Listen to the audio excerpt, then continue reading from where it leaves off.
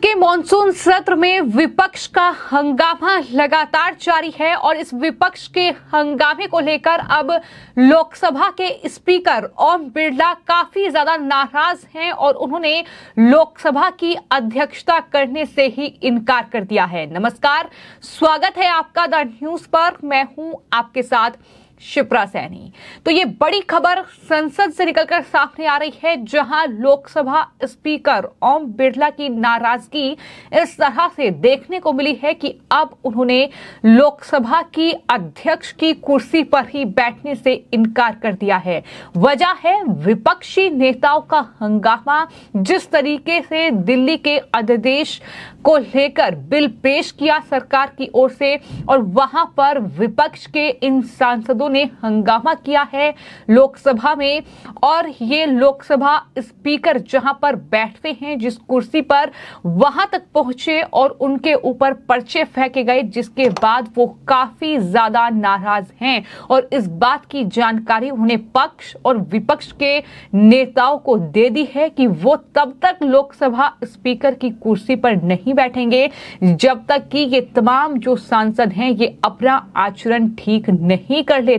यानी जब तक संसद को सुचारू रूप से नहीं चलाया जाएगा तब तक वो लोकसभा स्पीकर की कुर्सी पर नहीं बैठेंगे। ये साफ तौर पर ओम बिरला का बड़ा बयान सामने आया है। आपको ये बता दें कि उन्होंने इससे पहले भी तमाम विपक्षी सांसदों को कई बार कड़ी फटकार लगाई है और ये कहा है कि संसद की गरिमा, उसके सम्मान को बनाए रखा जाए, लेकिन विपक्षी नेता मणिपुर के मुद्दे को लेकर लगातार हंगामा कर रहे हैं और यही वजह है कि अब लोकसभा स्पीकर इतने ज्यादा नाराज हैं कि आज वो संसद में तो पहुंचे थे लेकिन अपने ही चैम्बर में, अपने ऑफिस में ही वो बैठे रहे और उन्होंने लोकसभा में स्पीकर की कुर्सी पर वो विराजमान नहीं हुए, क्योंकि उनका साफ तौर पर यह कहना है कि जब तक गरिमा और सम्मान लोकसभा और संसद का नहीं रखा जाएगा तब तक वो इस कुर्सी पर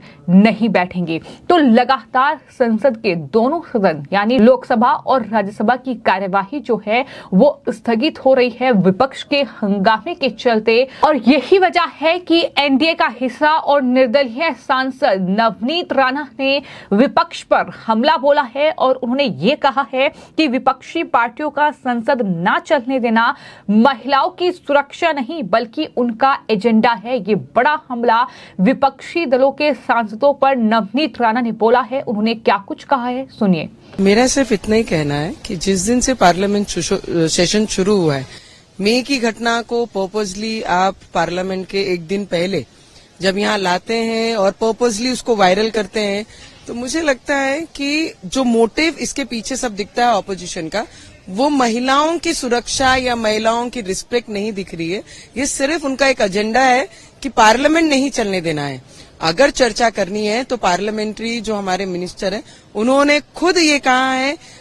रक्षा मंत्री हमारे राजनाथ सिंह जी ने कहा है कि आप चर्चा कीजिए, हम सुनने को तैयार हैं और हम इस पे उत्तर भी देंगे। तो मुझे लगता है जिनके राइट्स हैं पार्लियामेंट के अंदर, अगर वो खुद मिनिस्टर सब खड़े होकर बोल रहे हैं कि हम सुनेंगे, हम इसका उत्तर भी देंगे, तो मुझे लगता है ऑपोजिशन ने वो काम करना चाहिए। पर ये सब बात छोड़कर वो सिर्फ अपनी पार्टी का वाह बटोरने में लगी। और जो ये दौरा करके आए हैं मणिपुर में, ये टूरिज्म को बढ़ावा देने के लिए गए थे, ना कि महिलाओं की सुरक्षा के लिए गए थे। अगर इतनी सीरियसनेस थी तो अमित शाह जी ने जब मीटिंग सभी पार्टी लीडर्स की बुलाई थी तब ये उसमें क्यों उपस्थित नहीं थे? इतना प्रश्न मेरा उनको रहेगा। तो जिस तरीके से संसद के दोनों सदन यानी लोकसभा और राज्यसभा में हंगामा हो रहा है, इस हंगामे का ही नतीजा है कि अब लोकसभा स्पीकर को अपनी कुर्सी पर बैठने से इनकार करना पड़ा। उन्होंने ये कहा कि सांसदों का आचरण ठीक नहीं है और जब तक कि ये व्यवहार, ये आचरण ठीक नहीं होगा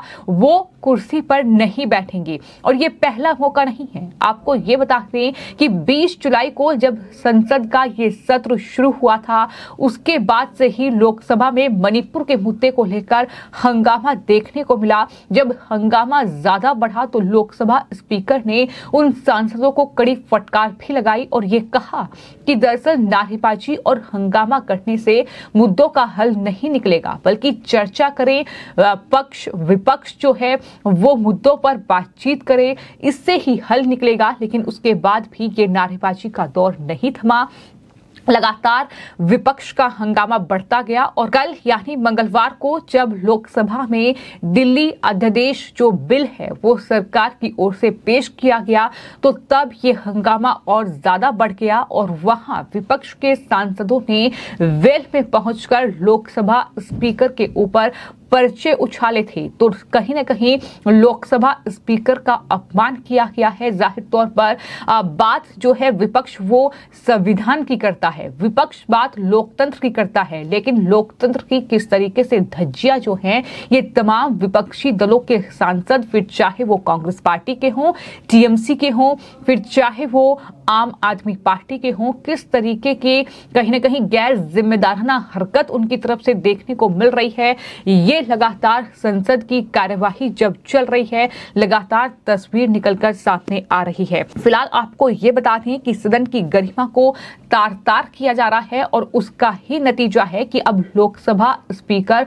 ओम बिरला ने अपनी कुर्सी पर, अध्यक्ष की जो कुर्सी है उस पर बैठने से साफ तौर पर इनकार कर दिया। और बड़ी बात यह है कि आज वो संसद में तो पहुंचे थे, वो अपने ऑफिस में मौजूद थे, लेकिन वहां पर वो लोकसभा में नहीं गए, उस कुर्सी पर वो नहीं बैठे और उन्होंने ये कहा है पक्ष और विपक्ष के नेताओं को कि जब तक उनका आचरण ठीक नहीं होगा, जब तक सांसद ये श्योरिटी नहीं देते थे कि वो हंगामा नहीं करेंगे, वो इस तरह का व्यवहार नहीं करेंगे, तब तक वो उस कुर्सी पर नहीं बैठेंगे। ये बड़ी बात उनकी तरफ से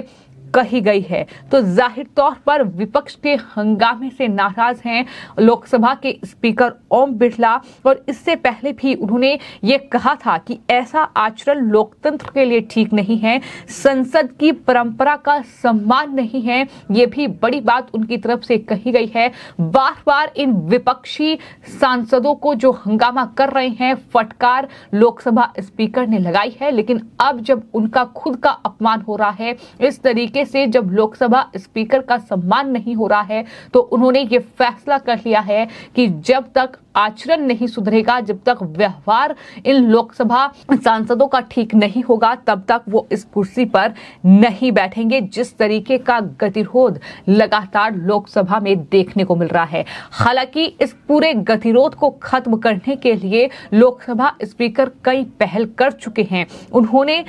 तमाम जो दल हैं उनके नेताओं की बैठक भी हाल ही में बुलाई थी, उसके बाद भी कोई नतीजा नहीं निकला है। जो विपक्ष का हंगामा है वो लोकसभा से लेकर राज्यसभा में बढ़ता ही जा रहा है और लगातार ये मांग विपक्ष की तरफ से हो रही है कि मणिपुर के मुद्दे को लेकर प्रधानमंत्री नरेंद्र मोदी दोनों सदनों में से किसी भी सदन में जवाब दें। हालांकि इसको लेकर उपराष्ट्रपति और राज्यसभा के सभापति जगदीप धनखड़ ने ये कहा है कि वो मणिपुर के मुद्दे पर प्रधानमंत्री नरेंद्र मोदी को बयान देने का निर्देश नहीं दे सकते हैं, ये भी उनकी तरफ से कहा गया है। तो जाहिर तौर पर विपक्ष ये लगातार आरोप सरकार पर लगाता है, प्रधानमंत्री नरेंद्र मोदी पर लगाए जाते हैं कि लोकतंत्र की हत्या प्रधानमंत्री नरेंद्र मोदी कर रहे हैं। संवैधानिक रूप से तमाम चीजें जो हैं वो गलत हो रही हैं, लेकिन लोकसभा में क्या हो रहा है, संसद की जो परंपरा है, जो उसका सम्मान है, जो उसकी गरिमा है,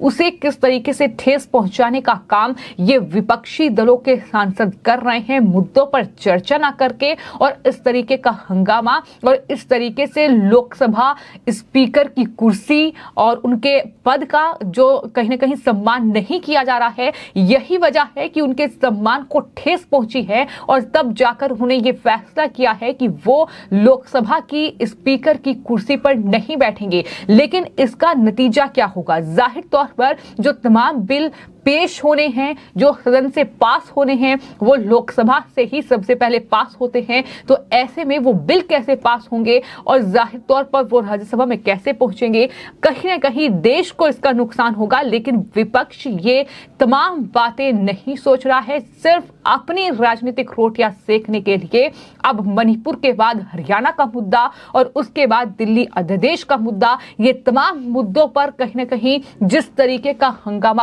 हो रहा है, वो भी तब जब बार बार ये सरकार की ओर से, उनके नेताओं की ओर से, सांसदों की ओर से सदन में ये कहा जा रहा है कि सरकार चर्चा करने के लिए तैयार है। लेकिन विपक्ष जिस तरीके का रवैया, जिस तरीके का व्यवहार और आचरण संसद के दोनों सदनों में दिखा रहा है, फिर चाहे वो लोकसभा हो या फिर राज्यसभा हो, जाहिर तौर पर यह तस्वीर बताने के लिए काफी है कि जिस तरीके से नवनीत राणा ने ये कहा है कि महिलाओं का सम्मान इनके लिए जरूरी नहीं है, बल्कि इनका अपना एजेंडा है, जिसे पूरा करने के लिए इस तरीके से विपक्ष जो है वो संसद के दोनों सदनों में हंगामा कर रहा है। उसका ही नतीजा है कि लोकसभा की कार्यवाही एक बार फिर से स्थगित कर दी गई, क्योंकि हंगामा इतना ज्यादा है कि वहां पर चर्चा नहीं हो पा रही है, बिल सरकार पेश नहीं कर पा रही है। लेकिन इसको लेकर आपकी क्या राय है, हमें कमेंट बॉक्स में जरूर लिखें और चैनल को सब्सक्राइब करें। धन्यवाद।